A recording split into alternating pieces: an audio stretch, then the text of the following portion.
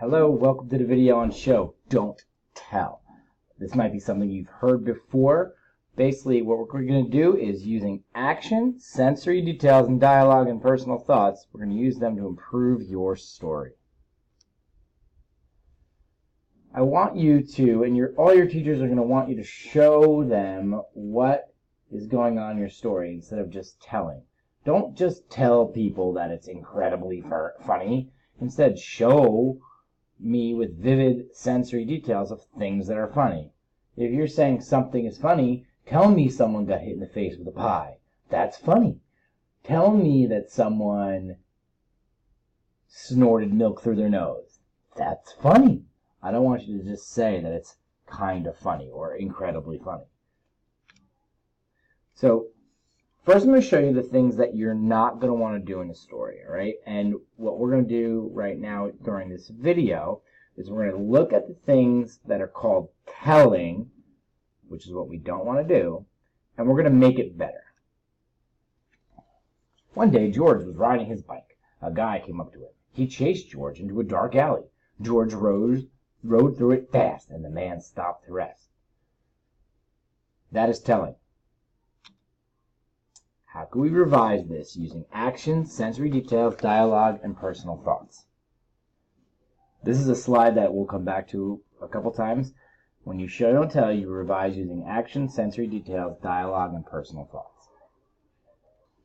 So when I'm going to do that kind of revision and rewriting that paragraph about George, I want to keep the following questions in mind. Well, where was George? What else did he see as he rode? What did the man look like? What did he do? What did he do? Did he say anything? What was George thinking as the man approached? See that one down there. Here's my new paragraph. George pedaled into the dark alley. Off to his right, he glimpsed the trash can. Crouched behind the can was a man in a short-sleeved shirt. George could see a tattoo on his arm. Seeing George, this man held out a map. Know where the store is? He asked. What store? George said. Suddenly, his adrenaline began pumping. What if this guy tried to kidnap him? You'll see I put in parentheses the three things that I added in this. I added sensory details, I added dialogue, and I added personal thoughts in there. Think back to that last paragraph. Which one sounds better to you? Let me show you another one right now. An example of just telling. Mary opened her present quickly. She took out a doll. It was the one she always wanted. She thanked her parents and happily started to play with it. How's she feeling? Happy, right? She got a sweet doll. Nice. How can we revise this using action, sensory details, dialogue, and personal thoughts to make this into a showing paragraph instead of a telling paragraph?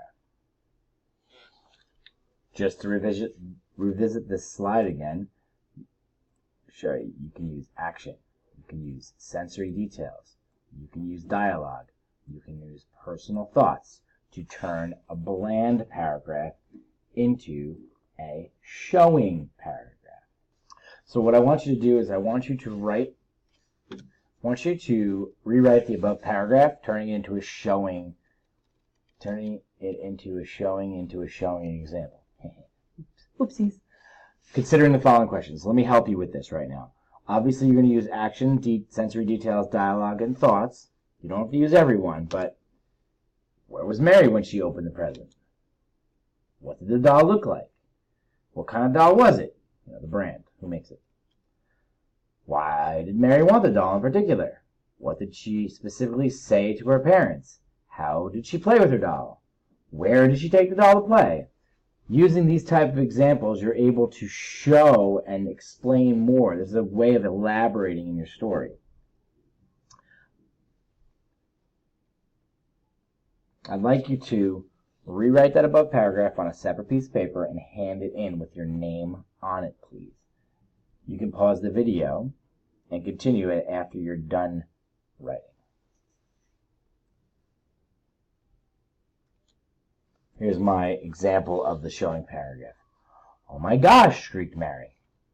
The new toy smell filled Mary's nostrils. Before even taking her out of the box, Mary noticed the spur boots and cowboy hat. "Mom and Dad, how'd you know I wanted her?" she asked. Mary's father shot her mother a wink, making a note of the price tag. "We noticed that you could not keep your eyes off her when we went to the American Girl store in Chicago last month," replied her mother. Mary's eyes lit up, and an upward crack formed upon her lip line. "You're the best parents a girl could ask for. What would she do if she found out her parents bought her a knockoff?" Knockoff is like a fake doll. All right, I want to show you one more example before we continue on. And it's just a way that you can describe how a character is feeling. If you say a character is happy, you're going to show that instead of telling the words. Don't use the word happy. It's kind of a boring word anyway. If a character is angry, don't use the word angry. Show what makes them angry. So the way their traits, what their personality is, and their feelings. So here's a character, Jerry. We're saying that he is a spoiled brat. So what does that look like to you? All right, how can you use the idea of what I've told you before about Jerry being a spoiled brat?